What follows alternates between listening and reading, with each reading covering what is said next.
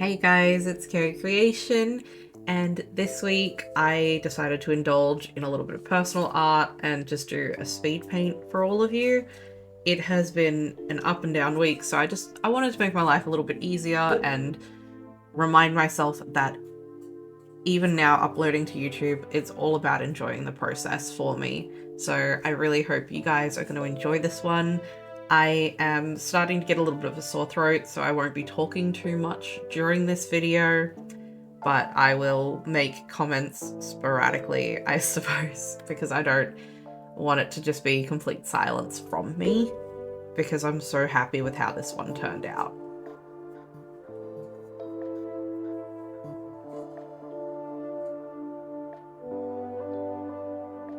This pose specifically made me really happy that I do digital art now, because I don't know if I could have done this using just traditional art. The amount of times I would have had to erase and adjust things would have just given me a headache, honestly. So I'm really happy that I could just edit proportions and things as needed. And the background, I put so much effort into the background, so I am really happy with how that turned out. I think it really adds to the mood of the overall finished piece, and I used so many references. I used a reference for the pose, I used a reference for the background, I used a reference for the lighting, and it was use references, because without them I don't think you can get, it's so much harder to get what's in your head into the picture if you're not using references.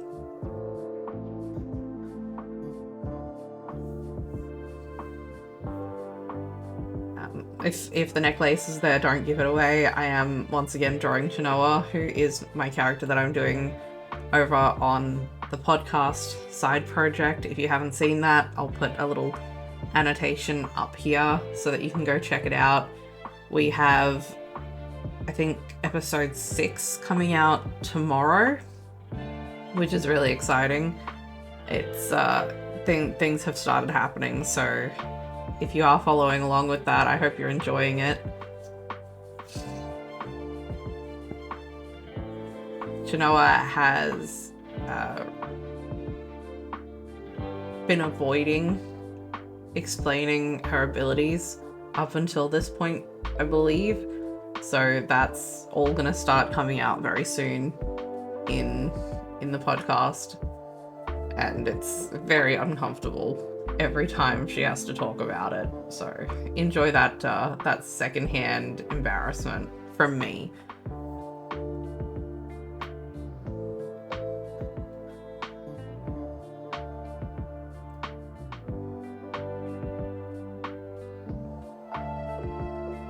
I have been working a lot on drawing portraits in a profile rather than actual portrait. So profile meaning like side on. And I think I've gotten better at it, but it's still one of the banes of my existence. Like, some artists really hate drawing hands. Nah, I hate drawing profile. I can't ever feel like I'm really happy with the shape, but I think I did okay here. We'll call this one an okay.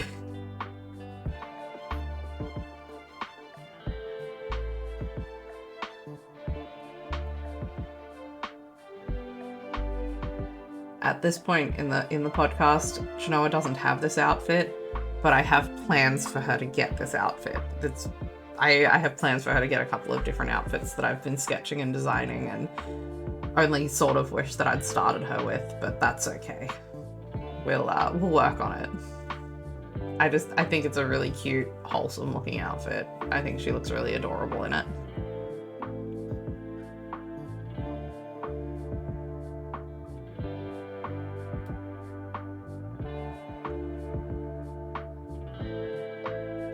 And a little cheat that I did there was I put her in socks so that I didn't have to draw toes, because feet are also like, I'm getting better at drawing feet, but I don't practice it very often, so the socks.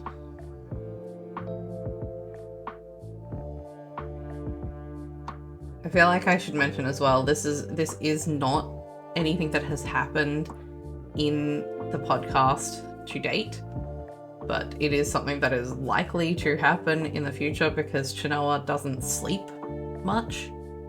She has a hindrance in the mechanics that's called nightmares, so basically there's about like a 50-50 odd that she'll go to sleep and have a really bad nightmare that is prophetic in some way.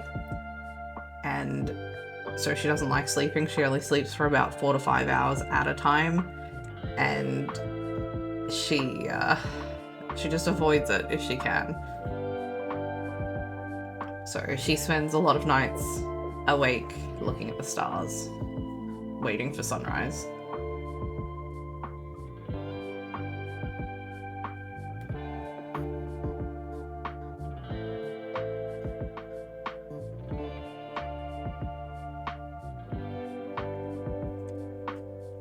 Like I said earlier, I put a lot of effort into the background. I really wanted to do like a lineless sort of background, but still have it look like it fit with my style. So I didn't want it to be super realistic, but like just realistic. Like I wanted you to be able to tell what it is and see what's going on. And I think I did a really good job with it. I am super pleased with it. So I also surprisingly had a lot of fun making this background. I don't always enjoy the process of making backgrounds, but I think I've improved a lot from even a year ago, honestly, because a year ago I would not have even attempted a background this detailed.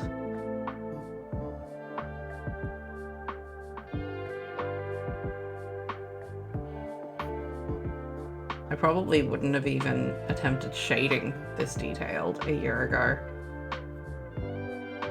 But I think it really helps set her in the scene to have all of this stuff around her, and it, like, she's not really interacting with the scene, but the shadows are interacting with her, and it kind of pulls it all together, I think.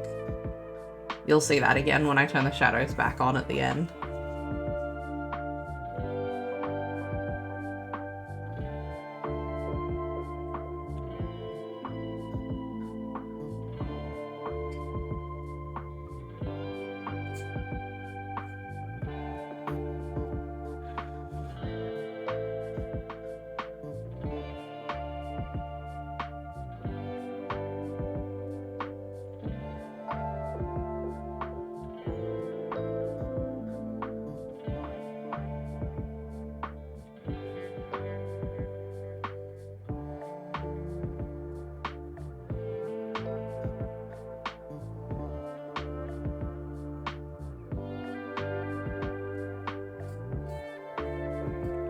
I think this is also like the most and least effort that I've put into shadows in a long time. Because it's dark, I don't have to shade everything, but I did put in about like 3 different layers of shadows to give everything a little bit more depth, which is something that I wouldn't normally do, but I think it worked really well for this one. So it's definitely something I'm gonna have to keep in mind in the future if I'm doing mood lighting at any point.